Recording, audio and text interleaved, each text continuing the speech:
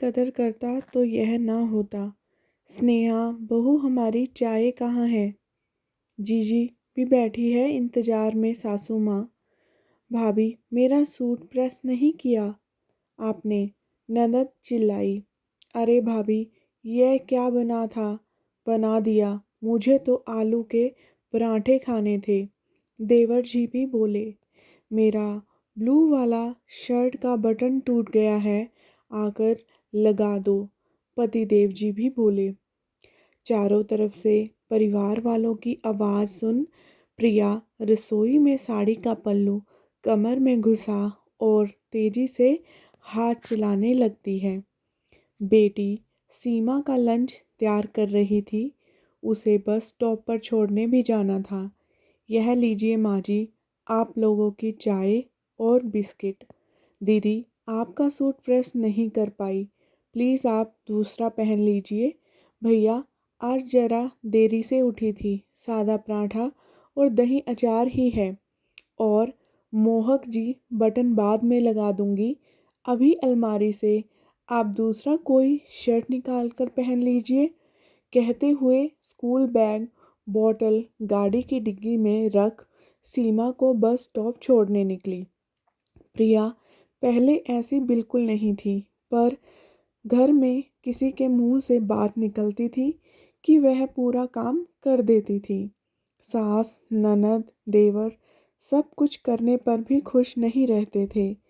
बहुत सोचने पर उसे समझ में आया कि वह सबके लिए कितना भी कर ले, पर किसी को उसके काम की कोई कदर नहीं। इसलिए अब वह सबकी फिक्र छोड़ बस अपने बारे में सोचने लगी। सबसे प्यार करने के साथ खुद से प्यार करने लगी। जहाँ पहले दिन भर घर के कामों में लगी रहती थी, अब अपनी बेटी सीमा के साथ कुछ वक्त अपने लिए भी निकालने लगी। देखा जीजा जी कैसी हवा की रफ्तार से आती है, तूफान मेल बन जाती है ना, किसी की सुनती है ना किसी का ध्यान रखती है। हमें तो बहुत ही खराब बहू मिली है। सास बोली, जी हाथ न चाहते हुए अपनी ननद अनीता से बोली, जो 2 दिन पहले अपनी भाभी से मिलने आई हुई है। हाँ अनीता बुआ, भाभी तो कोई काम कर ही नहीं पाती है। एक सूट प्रेस करने को बोला था, इतना भी नहीं होता। देवर गौरवी कहाँ पीछे रहने वाला था, वह भी ठूंकते हुए बोला, पहले तो हमारी फरमाइश पर सब कुछ बना दिया करती थी, मगर अब घर में घास भूसा खाना मिलता है। मुझे तो समझ में नहीं आता घर में रहकर आखिर यह करती क्या है। पति मोहक गुनगुनाते हुए बोला, पहले तो मेरा सामान हाथों में ही दे देती थी और अब कहती है खुद ढूंढ लो। अरे ऐसी पत्नी होती है? भला मैं तो तंग आ गया हूँ। और शाम होते होते तो दुनिया भर के दर्द मर्ज जग जाते हैं। मैडम के अंदर सर दर्द कमर दर्द कभी पैर दर्द कभी खुश नज़र नहीं आती। ऐसी ऐसी शक्ल बना कर रखती है घर में जैसे जेल खाने में कैद हो। काहे का जेल खाना बेटा, तूने तो उसे स्कूटी दिला रखी है, हवाई जहाज कभी भी उठाकर घूमने निकल जाती है। महारानी आजकल तो घर के कामों में मन ही नहीं लगता। मैडम का सीमा का नाम लेकर स्कूल बाजार के चक्कर काटती रहती है। सब लोग इतनी ज़ोर ज़ोर से बोल शिकायतें कर ही रहे थे कि दरवाजे पर पहुंची प्रिया ने सब सुनकर लिया। एक हाथ में फल सब्जी का थैला था और दूसरे हाथ में किराने का सामान बोझ लिए खड़ी प्रिया तेज कदमों से रसोई की तरफ जाते हुए सोचने लगी, आज खुलकर सबसे कह दूं कि आप लोगों को जो भी बोलना है मेरे सामने बोल दिया करिए। यह पीठ पीछे इतनी बुराई करने से हासिल क्या होता है आप लोगों को? आखिर मैं भी तो सुनूं कितनी मटर गश्ती आकर लेती हूँ मैं। मगर उसके माता पिता के दिए संस्कारों से हमेशा रोक लिया करते थे। बेटा ससुराल में व्यवस्थित होने के लिए समय लगता है, मगर कितना समय, एक सवाल हमेशा मेरे जहन में खड़ा रहता, जिसका जवाब किसी के पास न था। उसे देखते ही हाल में चुप्पी छा गई। सभी लोग अपने अपने काम में व्यस्त हो गए। आखिर उनका तो यह रोज का काम ही था। प्रिया की बुराई भलाई ना कर ले तब तक सबका खाना कहाँ हजम होता। 5 साल पहले जब प्रिया घर में बहू बन के आई थी, तब बहुत समझदार और खुश मिजाज लड़की थी। शादी के बाद भी नौकरी पर जाती रही। अगर 3 महीने बाद मोहक बोला, क्या ना क्यों ना पहले तुम घर में सबको अच्छे से जान पहचान लो, मेरे भाई बहन भी छोटे हैं, माँ से अब काम नहीं बनते, तुम्हारे ऑफिस की भागदौड़ में घर में काम अधूरे छूट जाते हैं, कोई खुश नहीं रहता, कुछ दिन ब्रेक लेकर देख लो। वह ब्रेक आज 7 साल बाद भी ख़त्म नहीं हुआ, क्योंकि व्यवस्था बढ़ती ही चली गई। एक के बाद एक जिम्मेदारियां उस पर ठोकती गई। घर के सारे सदस्य आराम फरमाने लगे और वह अकेली घर के सारे काम संभालने लगी। फिर सीमा के बाद तो करियर पर फुल स्टॉप लग गया। देखा जीजी कैसे काम से जी चुराते हैं, जब तक 2 बार आवाज़ ना लगाओ सुनती नहीं।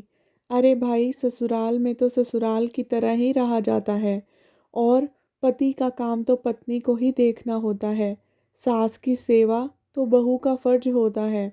इसमें कौन सी नई बात हो गई, हमने भी तो किया ही है अपने ज़माने में। फिर अब इसकी बारी आई तो यह काम चोरी करने लगी। भाभी, अगर आपको बुरा ना लगे तो आपसे एक बात कहूँ। प्रिया कुछ गलत नहीं कह रही, आपने भी तो उस पर पूरे घर की जिम्मेदारियां डाल रखी हैं। आप रसोई में जाती नहीं, नीता खुद से अपना काम कोई करती नहीं, कॉलेज जाकर बड़ा एहसान करती है। और सौरभ, उसे तो शर्म आनी चाहिए, वह अपनी भाभी से किस तरीके से बात करता है। उसे भी 5 साल हो गए हैं घर में, कब तक इन लोगों की फरमाइश पूरी करेगी। कल को सौरभ, नीता की भी शादी होगी, अब उन्हें तरीके से रहना चाहिए, अपनी भाभी का थोड़ा हाथ बटाना चाहिए, ना कि सबके बीच में अपनी भाभी की बुराई भलाई करनी चाहिए। और एक बात, आज तो यह अपनी भाभी के बारे में ऐसा बोल रहे हैं, कल को जब इनकी पारी आएगी तो ऐसा गुल खिलाएंगे जिसका आपको अंदाज़ा भी नहीं है। रहने दो जीजी, मेरे दोनों बच्चे बहुत सीधे हैं। सौरभ तो मेरा आज्ञाकारी पुत्र है, उसकी बहू आएगी तो मेरी बहुत ही सेवा करेगी, मुझे उस पर पूरा यकीन है। और नीता, उसे जो मैंने संस्कार दिए हैं उसी से वह ससुराल को स्वर्ग बना देगी। सरवटे से सुपारी काटते हुए विमला जी बोली। अपनी भाभी की बात सुन अनीता जी समझ गई, ऐसी टिशियल लोग किसी की परेशानियां आसानी से नहीं समझते, उन्हें उदाहरण देकर ही समझाना पड़ेगा। बुआ के लाडले सौरभ नीता कमरे में मोबाइल पर गेम खेल रहे थे। दोनों को ही अपनी बुआ पर बड़ा यकीन था, इसलिए दोनों अपने मन की हर बात अपनी प्यारी बुआ से शेयर कर देते थे। बड़े प्यार से दोनों की तरफ आम लस्सी का गिलास बढ़ाते हुए कहा, यह लो बच्चों, तुम्हारे लिए खास बनाई है। वाह बुआ, आप तो सब जानती हो, क्या मस्त लस्सी है, पीकर मज़ा आ गया। भतीजे सौरभ ने हंसते हुए बोला। अच्छा सौरभ बेटा, एक बात तो बता, तेरी माँ तेरे लिए लड़की ढूंढ रही है, मैं सोच रही थी प्रिया जैसी लड़की तेरे लिए परफेक्ट रहेगी। प्रिया का नाम सुनते ही सौरभ का मुंह बन गया। क्या बात करती हो बुआ, भाभी जैसी कभी नहीं। माँ की डांट की चाबी से चलने वाली गुड़िया नहीं चाहिए, जो भैया तक का ढंग से ख्याल नहीं रख सकती। उनकी ज़रूरत है, पूरी नहीं कर सकती, वह मेरी पसंद नहीं हो सकती। तो बबुआ, तुझे कैसी लड़की चाहिए? मेरी पत्नी तो एकदम स्मार्ट होगी, मैं जहाँ जाऊँ मेरे साथ वैसे ही रेडी होकर जाए, साड़ी वाड़ी में लिपटी ना रहे, वेस्टर्न ड्रेसेस धड़ल्ले से पहने, जॉब करे, मेरे कंधे से कंधा मिलाकर चले, अपने डिसीज़न खुद ले सके, किसी की गलत बात सुन चुप ना रहे, गलत के लिए खड़ी हो सके, यूँ ना बोल्ड एंड ब्यूटीफुल, यही गुड चाहिए मुझे, उसमें वही बनेगी मेरी दुल्हन। और बेटा, घर के काम कौन करेगा? तेरी माँ की सेवा, उसका क्या बुआ, घर के काम तो नौकरों को शोभा देते हैं, और माँ को ऐसा क्या हुआ है जो उन्हें सेवा की ज़रूरत है? सही जा रहे हो भैया, मुझे भी ऐसी ही भाभी चाहिए, ना कि प्रिया भाभी जैसी घरेलू गबरू, जिसे हंसने से ज़्यादा रोना आता है। दिन रात आंसू टपक आती रहती है। ठहाका मार के दोनों भाई बहन हंस पड़े। अरे बिटिया, तू सौरव की छोड़, कल को तेरे लिए भी एक लड़का ढूंढ दूंगी। अच्छे घर में तेरी शादी करूंगी। तू तेरी भाभी से 2-4 गुण ले लेना, ताकि ससुराल में सुख शांति बनी रहे। क्या बुआ, किस से टिप्स ले लो? भाभी से? पागल समझा है क्या? उनके जैसा अपनी पर्सनालिटी खोकर इस घर के रंग में रंगने जैसे प्रयास मुझसे ना हो पाएंगे। दिन भर माँ उन पर हुक्म चलाती है। अगर एक बार भी मेरी सास ने ऐसा करने का प्रयास किया ना, उसी दिन सूटकेस बांध मायके आ जाऊंगी। साथ में अपना पति भी खरीच लाऊंगी। बहू बनूंगी घर में, किसी की जिम्मेदारी नहीं। जो सब चाहे जैसा चाहे मुझे चलाएगा। मैं अपने मन की मालकिन हूँ। मुझे जैसा अच्छा लगेगा मैं तो वैसा ही करूँगी। किसी के कहे पर तो कभी नहीं चलूँगी। पर बेटा, लड़की को तो एडजस्ट करना ही पड़ता है। शादी सिर्फ पति पत्नी का रिश्ता नहीं होता, पूरा परिवार हमें साथ लेकर चलना होता है। क्या बुआ, 1857 की बातें कर रही हो? मेरी शादी जिस लड़के से हुई है उसी से मतलब रखूंगी ना, कि उसके पूरे खानदान की सेवा चक्री करती रहूंगी। अगर मेरी ससुराल में सास से बनी नहीं तो पति को लेकर नया घर बसाऊंगी, सुख शांति से रहूंगी। इठलाती हुई अनीता बोली। बड़े उच्च विचार हैं बेटा तुम दोनों के। लाओ, यह खाली गिलास मुझे दे दो, मैं धुलने के लिए रख देती हूँ। तुम लोग आराम से अपना वीडियो गेम खेलो, कहते हुए बुआ जी कमरे से बाहर आ गए। अगले दिन भाभी, आज शाम को मेरे कुछ दोस्त आ रहे हैं। प्याज की पकौड़ी और इमली की चटनी बना लीजिएगा। कोल्ड ड्रिंक्स मैं बाजार से ले आऊँगी। और प्रिया भाभी, आपने 2 दिन से मेरे कपड़े नहीं धोए। कल मेरे लिए पीला वाला सूट प्रेस करके रख दीजिएगा। मैं अपनी सहेली के घर पढ़ने जा रही हूँ। सौरभ भैया, आप दोस्तों को किसी और दिन बुला लेना। कल सीमा का टेस्ट है, मेरे पास बिल्कुल भी समय नहीं है। और नीता दीदी, आप भी अपना सूट खुद ही प्रेस कर लीजिएगा, शायद मुझे देर हो जाएगी।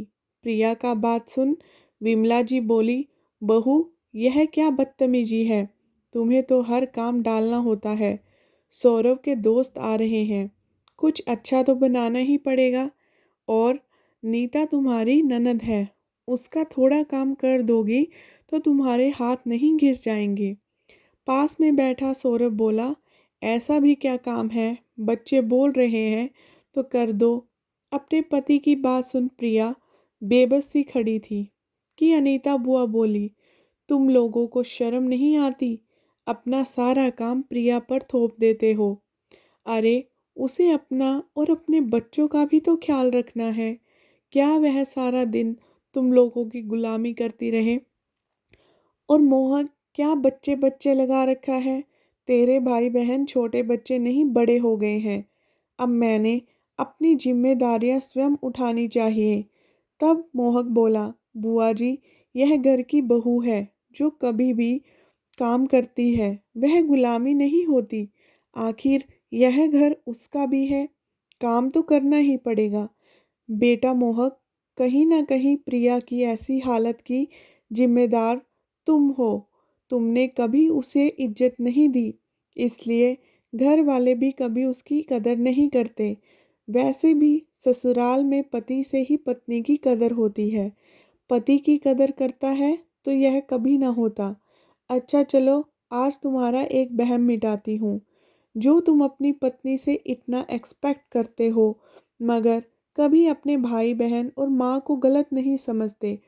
लो सुनो, बुआ जी फ़ोन में हुई रिकॉर्डिंग चालू कर देती हैं। उनके सौरव और नीता के बीच हुई सारी बातें सबके सामने आती हैं। फ़ोन की बातें सुनकर सौरभ और नीता के होश उड़ गए। दोनों एक दूसरे का मुंह देख ही रहे थे। बुआ जी बोली, भाभी, आपने अपने एक बहू से इतनी उम्मीद लगा रखी है कि वह पूरे घर को अपने कंधे पर उठा ले, मगर आप जानती हैं आपका छोटा बेटा और आपकी बेटी कितने उच्च विचार रखते हैं।